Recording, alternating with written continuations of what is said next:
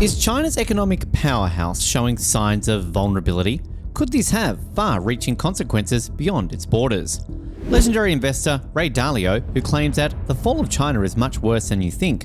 But what does he mean by this, and how could it impact the world at large? We've got some compelling insights to share with you today. Firstly, curious to know who Ray Dalio actually is? Ray Dalio is an American billionaire investor and hedge fund manager who founded Bridgewater Associates, one of the world's largest hedge funds. Known for his unique principles-based approach to investing, Dalio developed a highly analytical investment strategy that relies on identifying macroeconomic economic trends for your cycles. His hedge fund generates annual returns averaging 20% based on this unique philosophy. Beyond his investment acumen, Dalio is renowned for his emphasis on radical truthfulness, the idea of mediocrity, and creating meaningful work. He seeks honest feedback, encourages dissenting opinions, and incentivizes employees to challenge each other's thinking to make the best decisions. This unorthodox approach is laid out in his book Principles, which encapsulates his life and management philosophy. Known for his eclectic interests spanning global economics, mediation, philanthropy, and ocean deploration, Dalio remains actively engaged in markets and public policy debates, even after relinquishing daily management of Bridgewater in 2017. His unique background and unconventional path have established him as a highly influential figure in the hedge fund and investing arena. Now let's dive into our content. Over the past few decades, China has undergone rapid economic growth and development, emerging as a major global power. This rise has led to increasing tensions with the United States, as the two countries compete for economic, technological, and geopolitical dominance. The transcript provides insight into the complex dynamics between the US and China, their contrasting political systems and values, and the potential implications of China's rise to the global order. The transcript emphasizes that China does not seek to aggressively disrupt the global order, but rather wants to strengthen its position within it. China holds a pragmatic view, wanting prosperity and influence, but not outright dominance. Its main priorities are domestic, sustaining economic growth, maintaining social stability, addressing demographic challenges, and tackling corruption and inequality. While China has not tried to displace the US dollar as a reserve currency, this could change as tensions rise. The US adds trillions in debt annually, potentially spurring long-term dollar depreciation and benefiting gold. What are the ideological differences between the two countries? A key theme is the stark ideological differences between the US and China. The US values individual freedoms, democracy, and capitalism, while China has a collective culture valuing social harmony and order embodied in its Communist Party rule. China restricts dissent and diverse opinions, which are perceived as potential threats to stability. Its leaders are paranoid about maintaining party power, akin to how Americans view preserving their constitutional system. There is a minimal overt dissent in China compared to unrest and polarization in the US. China holds a hierarchical top-down and conformist view of society, unlike America's individualism and bottom-up governance. Its outlook has roots in Confucianism and legalism, emphasizing communal responsibilities over personal rights. However, China does allow entrepreneurship and capitalism today under state capitalism, seeing economic freedom as necessary for growth. It aims to strike a balance between order and creativity. The transcript argues China was historically advanced, productive, and innovative during prosperous dynasties that upheld mediocrity. Is China's developing models helping the country?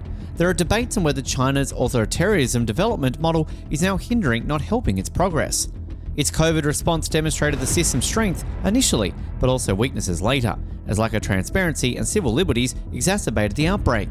Excessive state control is now dampening the dynamism, openness, and debate required for technology innovation. Environmental and demographic crises also loom. The transcript suggests China's governance has become too autocratic, recently needing more balance.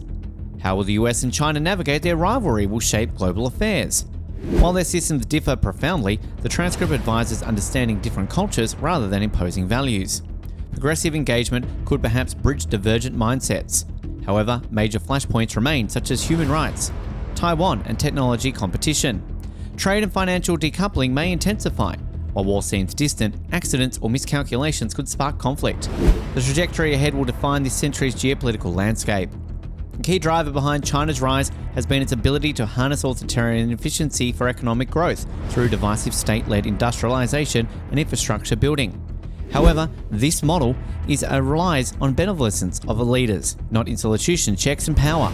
As growth, the CCP's legitimacy increasingly depends on delivering prosperity. If living standards falter, social unrest could emerge that the regime is ill-equipped to handle within its closed system. This fragility fuels the state's repression and paranoia, creating a vicious cycle that could destabilize China over time. The global ascendance of democracy and open markets after the Cold War is now being challenged by China's authoritarian state capitalism. However, Beijing sees its model as historically and culturally rooted, not some communist aberration. Western hopes that economic liberalization would lead to democratization were naive and ideological. China believes its system can outperform dysfunctional Western democracies paralyzed by polarization, social divides, and legislative gridlock. Time will test such claims. China's rejuvenation narrative, overcoming its century of humiliation, resonates widely. This fuels nationalism that the CCP manipulates for legitimacy.